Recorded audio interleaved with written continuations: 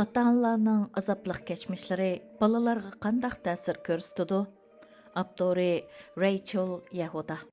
2001 yılı 9 ayının 11 günü Dünya Savdo Mərkəzinin qoşmaq binası təşviş və istiftak içində yıqılğandan keyin Manhattandakı İkan Tibbi İnstitutunun klinika doktorları şu gün vaqe yüz bergan rayonda turğanlarning zəhərlənməyənligini tekşürməkçi bolğan.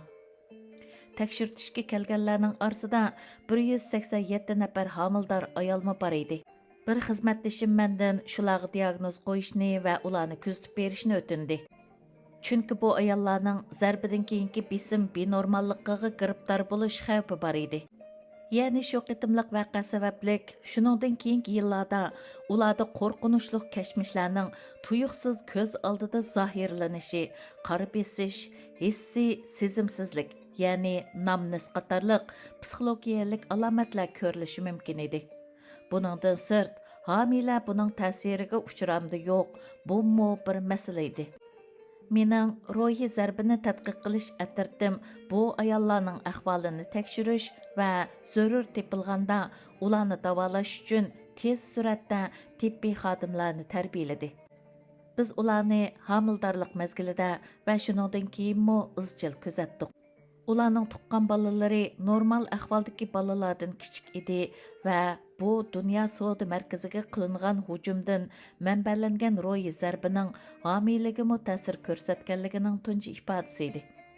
Oradan 9 oy o'tgandan keyin biz 38 nafar ayolni va ularning bovoqlarini tekshirdik. Psixologiyalik tekshirishlar bu onalarning ko'pinchisining zarbidan keyingi besim benormalligiga giribdor bo'lganligini ko'rsatdi. Shundaqla zarbidan keyingi besim benormalligiga giribdor bo'lgan bu ayollarning badandagi besimga aloqador kortizol hormonining saviyasi to'limi tuvan edi. Kishini hayron qoldirdigini va tashvishga soladigan shuki, zarbidan keyingi besim benormalligiga giribdor bo'lgan bu ayollarning 9 oylik bo'lgan bovoqlarining sho'lgiyidagi kortizol miqdori tuvan edi. Bo'libmi 11 sentabr vaqasiga shohid bo'lganda, homildorlikning oxirgi mezgili turayotgan ayollarning bolalarida bu xil ta'sir alayda ko'rinarlik edi. Shuningdan bir yil ilgari men yetakchilik qilgan bir tadqiqot guruhining dokladida Yahudi qirg'inchiligidan amon qolganlarning quramiga yetgan bolalarning tenidagi kortizol miqdorining tuvan ekanligini bayqagan edi. Lekin biz buni qattiq ruhiy zarbining uzun yillik asartida yashagan ota-onalar tarafidan beqib cho'ng qilinganlarning natijasi deb qaragan edik. Lekin o'ylaganimizning aksicha bu bolalar tug'ilishdan ilgirla ota-onasi boshdan kechirgan ruhiy zarbining ta'siriga uchirgandek qiladi. Shuningdek keyingi necha 10 yilda mening tadqiqot guruhimning va boshqa tadqiqotchilarning tadqiqotlari salbiy kechirishlarning har xil usullarda keyingi avlodga ta'sir ko'rsatadiganligini dalilladi. Buning, ya'ni bolalarga ta'sir ko'rsatadigan omillarning ichida eng ko'rinarligi ota-onalarning qilmishi edi albatta. Lekin homildorlik mezgilidagi ta'sirlarning hatto tuxum va spermadagi o'zgarishlarning ta'siri bor edi. Ota-onalar boshdan kechirgan ruhiy zarbining bolalarning ruhiy masalalarga duch kelish xavfini kuchaytiradiganligiga aloqador mazkur bayqashlarning ta'siri to'liq qo'rqinchliqda ko'rinadi. Lekin ruhiy zarbiga uchraganlarning farzandlaridagi bu xil inkasning ularning mushkulotga taqobil turish iqtidorini kuchaytiradigan moslashish urinishi ekanligini ko'rsatadigan faktlar mavjud. Men 1990-yillarda Cleveland'dagi Yahudi qirg'inchiligidan amon qolg'uvchilarning zarbidan keyingi besim benormalligiga giribdor bo'lish nisbatining yuqoriligini bayqagandan keyin ruhiy zarbining avloddan avlodga davomlashadiganligiga tunji qatim diqqat qilgan edim. Bizning ayni chog'dagi tadqiqotimiz mushu turdagi tadqiqotlarning tunjisi bo'lishi sifati bilan taratqular tarafidan bas-basda xabar qilingan edi. Oradan bir qancha hafta o'tmayla men Sina Teg'i doktorxonasidagi Yahudi qirg'inchiligi tadqiqot markazining mas'uli bo'lib qoldim. Bu markaz asosliqi kasbiy fidoyilardan tarkib topgan edi. Markazimizga to'xtamay telefon kelib turadi. Lekin telefon qiluvchilarning hammasi Yahudi qirg'inchiligidan amon qolguvchilar bo'lmasdan, ko'pinchisi ularning farzandlari edi. Shularning orasidagi Josef ismli biraylan mening o'ziga o'xshash kishilarni tadqiq qilishim kerakligini ta'kidlab, "Menmo Yahudi qirg'inchiligining qurboni" degan edi. Halbuki Josef men bilan ko'rishgil kelganda allaqandoq voqeaning qurbonida ko'rinmaydi. U qimmat baholiq kostyumni qatirib kiygan, kelishgan va puldor bankir edi.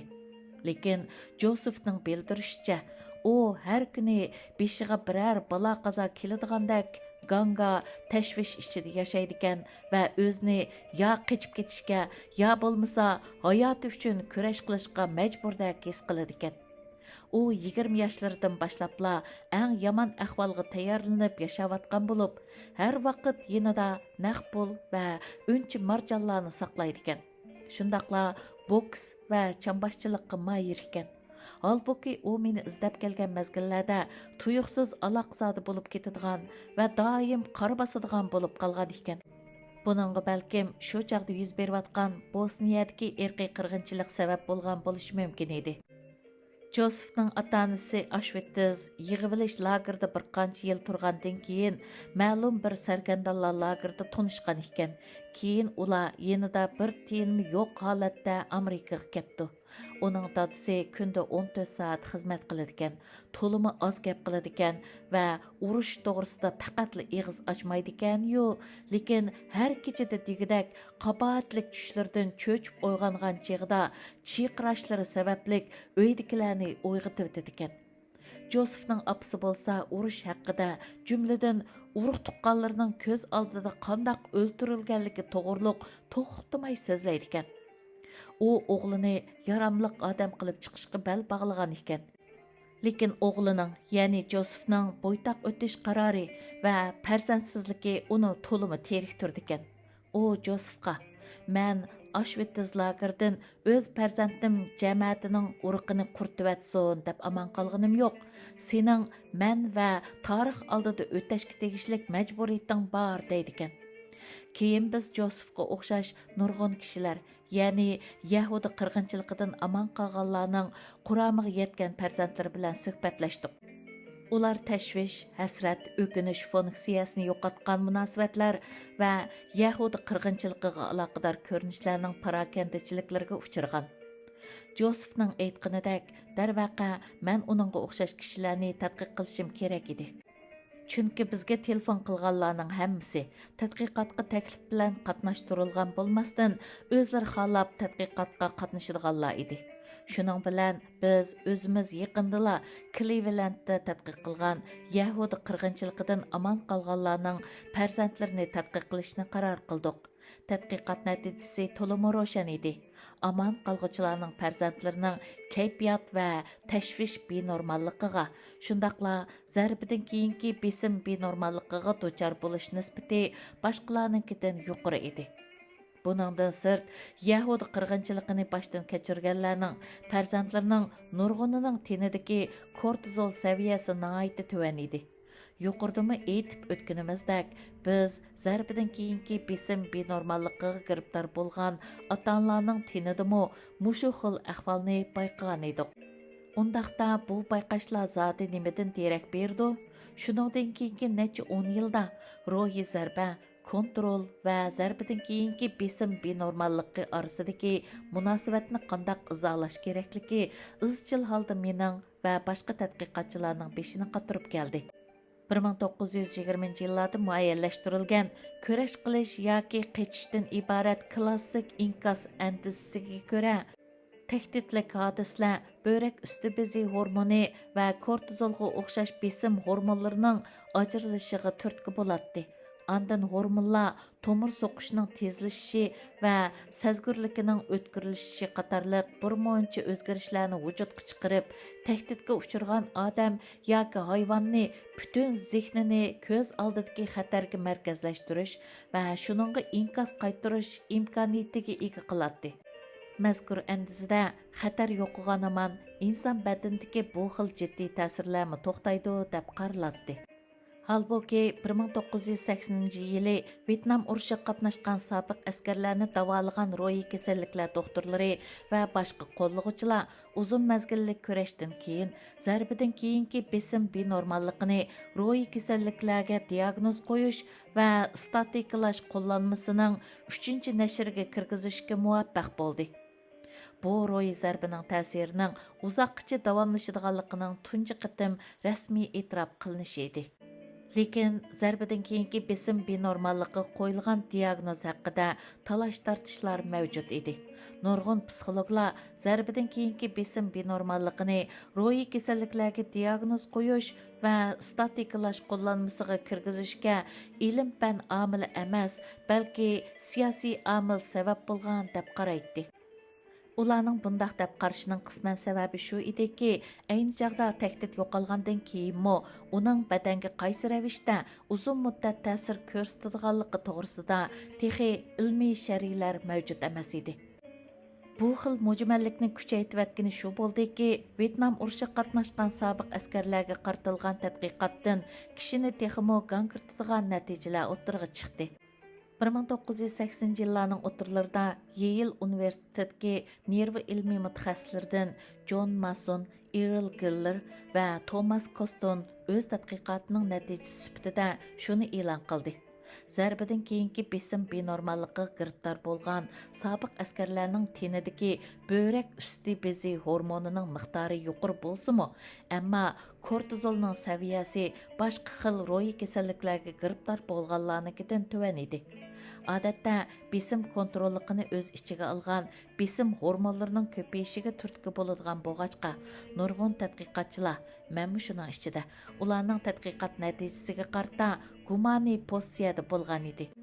Oradan bir yil o'tgandan keyin men doktor Ashti tadqiqotchi sifatida Yale universitetining tajribaxonasiga kirdim hamda boshqa bir turkum Vietnam urushi qatnashgan sobiq askarlarni tadqiq qilish jarayonida kortizol miqdorini o'lchash uchun boshqacha usul qo'llandim. Lekin meni hayron qoldirdigani shu bo'ldiki, men erishgan natija ularnikiga o'xshash edi. Shuning bilan men 5 kishilik tadqiqot guruhimdagilar bilan birlikda markazdan qochirish mashinasi va boshqa aslahalarni elib Clevelandga bordim. Biz ota-onamning uyida yetib qopib, kunduzi uyma-uy qatirab kishilarni ziyorat qildik. Akşam qaytib kelib, qon va suydek avrishkinlarini tekshirdik. Halbuki bu qatimliq tekshirishning natijasimi o'p-ochiq edi. Yahudi qirg'inchiligidan aman qolganlarning yarmi zarbidan keyingi besim binormalligiga giribdor bo'lgan. Shundaqla bularning hammasining kortizol saviyasi nisbatan tuvan edi. Shunisi shaksiz ediki, bular boshdan kechirgan ro'yi zarbining o'tib ketganiga nurg'un yillar bo'lgan bo'lsa-mu, lekin zarbidan keyingi besim binormalligi bilan kortizolning tuvan bo'lishi bir-biriga yondashgan holda davomlashyapti. Lekin nima uchun bundaq bo'ladi? Ya'ni normal ahvolda besim kortizolni o'ltirib yetadigan turuqliq bularning tenidagi kortizol saviyasi nimishki tuvan bo'ladi? Zade ro'yi zarba kortizolning tuvan bo'lishiga sabab bo'lganmi? Yoki kortizolning tuvan bo'lishi kishilarning zarbidan keyingi besim binormalligiga giribdor bo'lishiga sabab bo'lganmi? 1984-yili Geisel tibbiy institutidagi Alan Monk va boshqa tadqiqotchilar o'tirg'i qo'ygan bir yakun bu vaqtdagi mo'yim yeb uchlaridan biri bo'ldi. Ularning bildirishicha, besim hormonlari orasida kortizol alayda tangshiguvchilik roliga ega ekan.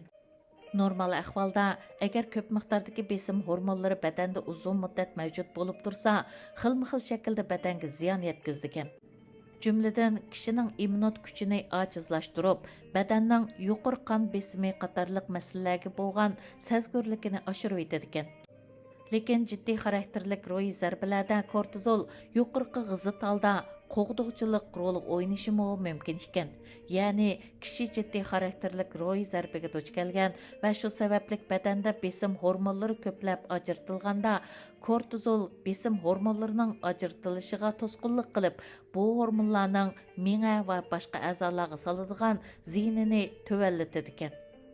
Bu vaqtdagi yana bir bayqash shu bo'ldiki, biz 1990-yillarning dastlablarida Vyetnam urushiga qatnashgan sobiq askarlarning orasidagi kichik vaqtidan xo'rlashga uchraganlarning zarbidan keyingi besim benormallikqa giribdor bo'lish ehtimolligining texmi yuqori bo'ladiganligini o'tirg'a qo'ygan edik.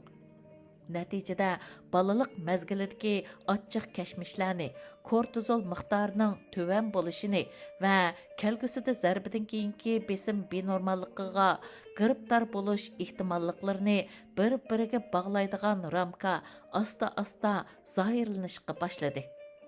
Biz bosqinchilikqa yoki qatnash voqeasiga uchragandan keyin jiddiy qutqizish bo'limiga elib kelingan kishilarni tadqiq qilish orqali shularning orasida tenidagi kortizol miqdori tuvan bo'lgan kishilarning hujum yoki hodisdan keyin zarbidan keyingi besim benormalligiga giribdor bo'lish ehtimolligining texmi yuqori bo'ladiganligini bayqadik. Undaqda ular jiddiy qutqizish bo'limiga elib kelinishdan ilgarila tenidagi kortizol miqdori tuvan bo'lishi mumkinmi? Biz shundaq yakun chiqardikki, agar tenidagi kortizol miqdori aslida tuvan bo'lgan kishilar ro'y zarbiga uchirsa, ularning tenidagi kortizol miqdori bak tuvan bo'lganlikdan besim reaksiyasini tizginlashdan ojiz kelishi, natijada börak usti bezi hormoni ko'plab achirilib, yangi ro'y zarbiga aloqador xotirlarni mengiga o'rnatib etishi, keyin mazkur xotirlar tuyuqsiz paydo bo'ladigan aslama yoki qabohatlik cho'sh qatorliq shakllarda kishining esiga kelishi mumkin. Ya'ni tandagi kortizol miqdorining tuvan bo'lishi kishining zarbidan keyin besim benormallikqa giribdor bo'lish ehtimolligining yuqorligidan derak berishi mumkin. Yahudi qiyinchiligidan aman qolganlarning farzandlariga qaratilgan tadqiqotmi bu farazni quvvatlaydi. Yahudi qirg'inchiligidan aman qolgan va zarbidan keyingi besim benormallikqa giribdor bo'lgan kishilarning farzandlari o'zi zarbidan keyingi besim benormallikqa giribdor bo'lmagan taqdirdami ularning tenidagi kortizol miqdori nisbatan tuvan bo'ladi. Ya'ni faraz qilganimizdek kortizol miqdorining tuvan bo'lishi bilan kishining zarbidan keyingi besim benormallikqa giribdor bo'lish xavfining yuqori bo'lishi orasida bog'lanish bordek qiladi.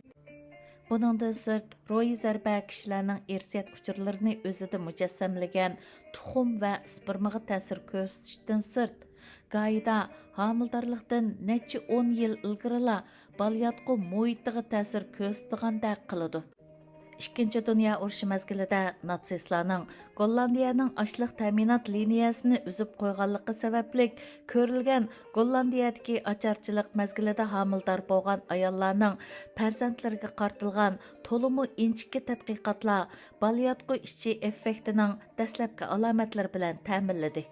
Tadqiqotchilarning bayqishicha, shiddatlik besim bilan oziqliq yetishmaslikning birlashma ta'siri onaning ro'yi zarbiga uchirgan vaqtda homildorlikning qaysi bosqichida turayotganligiga bog'liq ekan. Homildorlik holatida 11-sentabr vaqasiga shohid bo'lgan ayollar tuqqan bovoqlarmi balyotqudagi chig'idila mazkur vaqaning ta'siriga uchirgan bo'lib, ayni chaqda homildorlikning oxirgi bosqichida turayotgan ayollar tuqqan bovoqlarning tenidagi kortizol saviyasi ko'rinarli tuvan bo'lgan. Lekin afsuslanarligi, men bu xil ahvollarning ularning kelgusi taraqqiyot uchun nimadan derak berdiganligini tekshirishga muvaffaq bo'lolmadim. Homildorlik holatida 11-sentabr vaqasiga shohid bo'lgan ayollarga qartilgan keyingi tekshirish davomida zarbidan keyingi besim benormallikqa giribdor bo'lgan ayollarning ichida o'zlarining 9 oylik bolalardan benormal tashvish ko'ringanligini va ularning notanish kishilardan ziyoda qo'rqadiganligini aytganlar zarbidan keyingi besim benormallikqa giribdor bo'lmaganlarga qaraganda ko'p bo'ldi. Lekin biz bu bovoqlarni cho'ng bo'lganga qadar iz qo'g'lab tekshirgidak mablag'ga erisholmadik. İngilizceden o'tkir olmas tarjimasi. Manba Uyg'urlar tor jurnalining 35 sonidan ilindi.